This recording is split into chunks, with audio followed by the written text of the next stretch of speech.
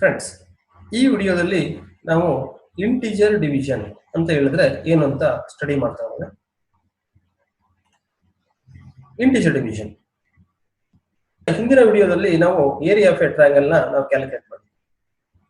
Area of a triangle ಗೆ formula area is equal to 1/2 into B into ಹೆಚ್.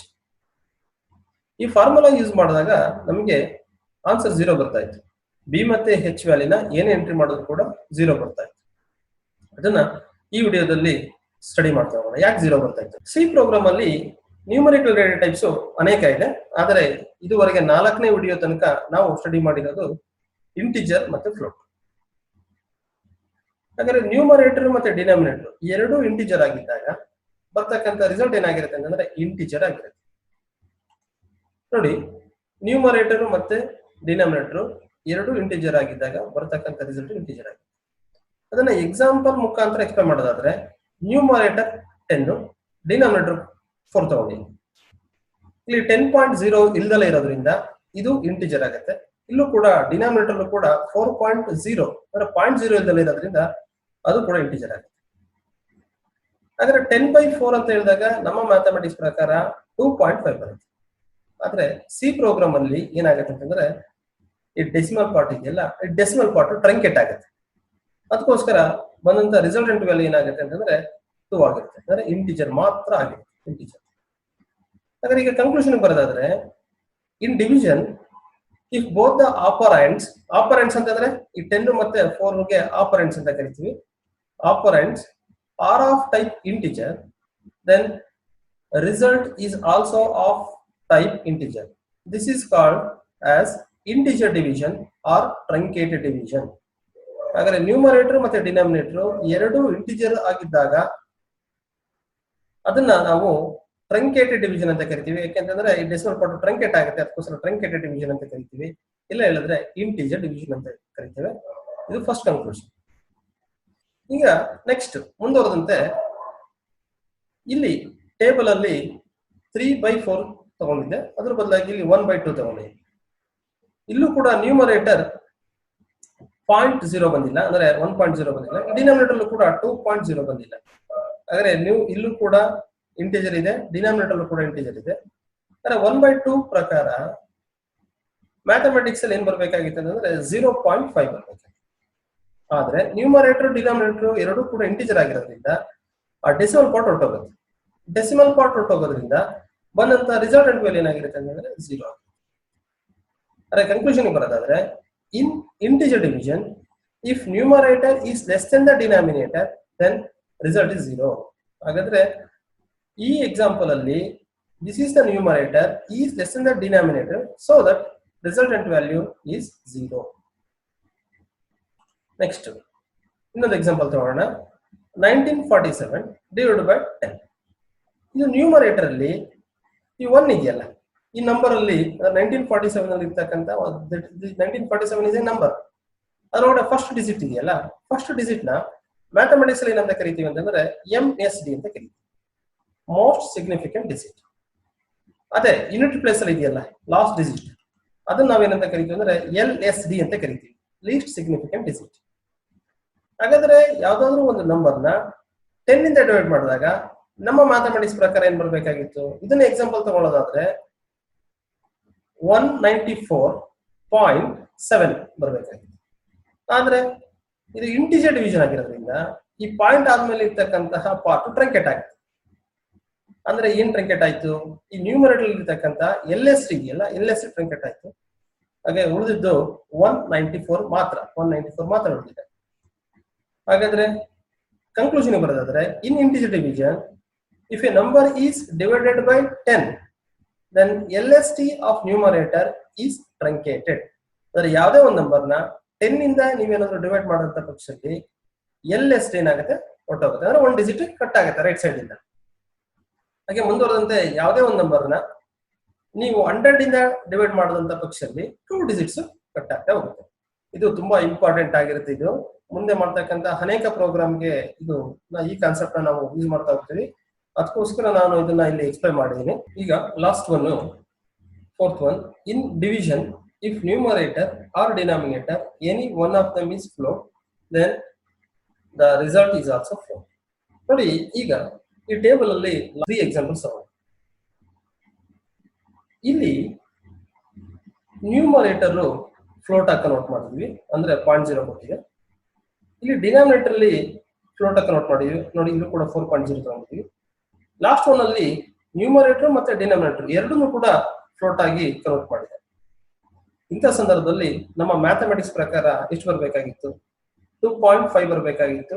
ಹಾಗಾದ್ರೆ ಈ ಮೂರು ಕೇಸಸ್ ಅಲ್ಲೂ ಕೂಡ 2.5 2.5 2.5 ಅಂದ್ರೆ ನ್ಯೂಮರೇಟರ್ ಅಥವಾ ಡಿನಾಮಿನೇಟರ್ ಯಾವ್ದಾದ್ರು ಒಂದು ಫ್ಲೋಟ್ ಆಗಿದ್ರೆ ಸಾಕು, ಬರತಕ್ಕಂತ ರಿಸಲ್ಟೆಂಟ್ ವ್ಯಾಲ್ಯೂ ಏನಾಗಿರುತ್ತೆ ಅಂತಂದ್ರೆ ಫ್ಲೋಟ್ ಆಗಿರುತ್ತೆ. ನ್ಯೂಮರೇಟರ್ ಅಥವಾ ಡಿನಾಮಿನೇಟರ್ ಯಾವ್ದಾದ್ರು ಒಂದು ಫ್ಲೋಟ್ ಆದ್ರೆ ಸಾಕು. ಆದ್ರೆ ಇಲ್ಲಿ numerator is less than the denominator, in that case also you are going to get float.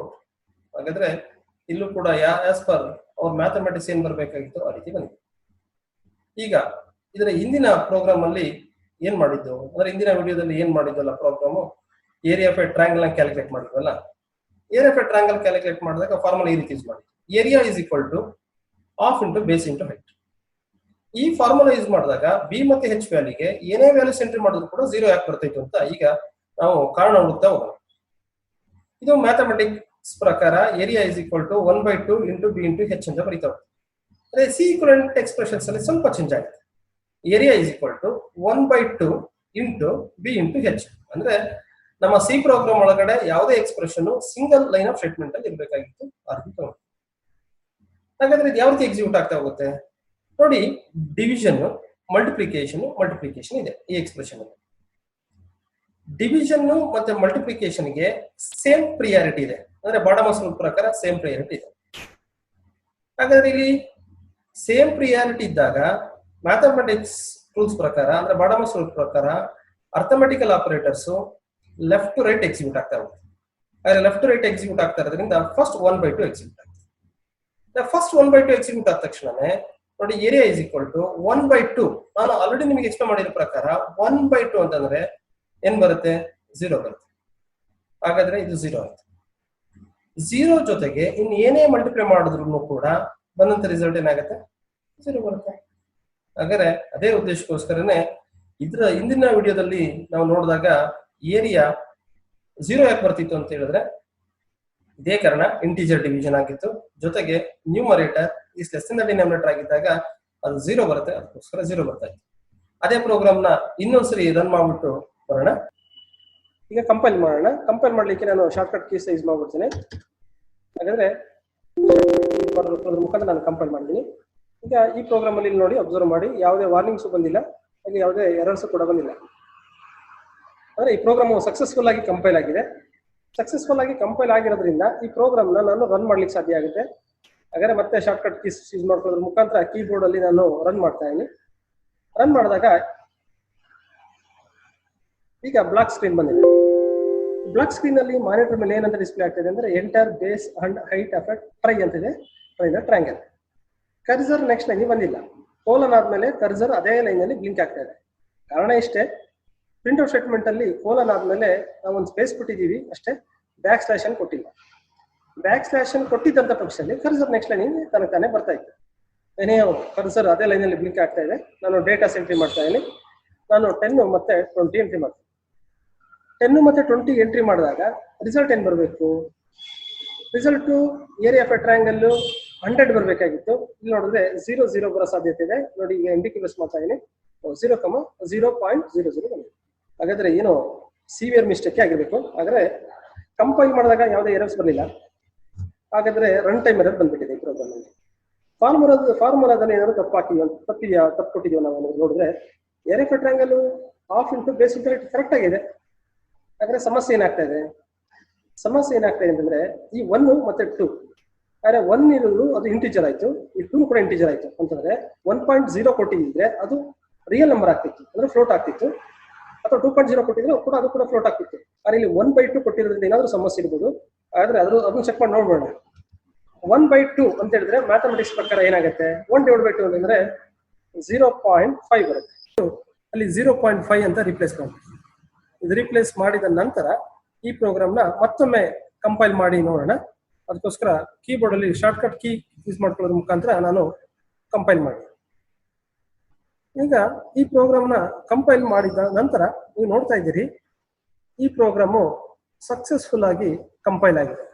ಇದರ ಅರ್ಥ ಇಷ್ಟೇ, ಈ ಪ್ರೋಗ್ರಾಮ್ ಅಲ್ಲಿ ಯಾವುದೇ ಎರರ್ಸ್ ಆಗಿರಲಿ ಅಥವಾ ವಾರ್ನಿಂಗ್ಸ್ ಆಗಲಿ ಯಾವುದು ಕೂಡ ಬಂದಿಲ್ಲ, ಎರಡು ಕೂಡ 0 ಆಗಿದೆ. ಹಾಗಾದ್ರೆ ಈ ಪ್ರೋಗ್ರಾಮು ಸಕ್ಸಸ್ಫುಲ್ ಆಗಿ ಕಂಪೈಲ್ ಆದ ನಂತರ ಕೀಬೋರ್ಡ್ ಅಲ್ಲಿ ಎಂಟ್ರಿ ಕೀ ಪ್ರೆಸ್ ಮಾಡಿದ್ಮೇಲೆ ನಾನು ಈ ಪ್ರೋಗ್ರಾಮ್ನ ರನ್ ಮಾಡಲಿಕ್ಕೆ ಸಾಧ್ಯ ಆಗಿದೆ. ಹಾಗಾದ್ರೆ ಈ ಪ್ರೋಗ್ರಾಮ್ನ ರನ್ ಮಾಡ್ಲಿಕ್ಕೋಸ್ಕರ ನಾನು ಕೀಬೋರ್ಡ್ ಅಲ್ಲಿ ಆಲ್ಟ್ ಆರ್ ಪ್ರೆಸ್ ಮಾಡೋದ್ರ ಮುಖಾಂತರ ಅಂದ್ರೆ ಶಾರ್ಟ್ ಕಟ್ ಕೀಸ್ ಮಾಡೋದ್ರ ಮುಖಾಂತರ ಈ ಪ್ರೋಗ್ರಾಮ್ನ ರನ್ ಮಾಡ್ತಾ ಇದ್ದೀನಿ. ರನ್ ಮಾಡಿದಾಗ ನನಗೆ ಆ ಬ್ಲಾಕ್ ಸ್ಕ್ರೀನ್ ಬರ್ತಾ ಇದೆ. ಆ ಬ್ಲಾಕ್ ಸ್ಕ್ರೀನ್ಗೆ ಯೂಸರ್ ಸ್ಕ್ರೀನ್ ಅಂತ ಕರೀತಾರೆ. ಈಗ ಹೋದ್ಸರಿ ನಾನು ಇನ್ಪುಟ್ ಕೊಟ್ಟಾಗ ಏನ್ ಕೊಟ್ಟಿದ್ದೆ, 10 ಮತ್ತೆ 20 ಕೊಟ್ಟಿದ್ದೆ. 10 ಮತ್ತೆ 20 ಕೊಟ್ಟಾಗ ಆನ್ಸರ್ 100 ಬರಬೇಕಾಗಿತ್ತು, ಬಟ್ 00 ಬಂದಿತ್ತು. ಹಾಗಾದ್ರೆ ಹೋದ್ಸರಿ ಏನು ಯಾವ ಇನ್ಪುಟ್ಗೆ ತಪ್ಪು ಬಂದಿತ್ತು ರಿಸಲ್ಟ್, ಅದೇ ಇನ್ಪುಟ್ನ ಕೊಟ್ಟಿದ್ದೀನಿ. ಅಂದರೆ 10 ಮತ್ತೆ 20 ಕೊಟ್ಟಿದ್ದೀನಿ.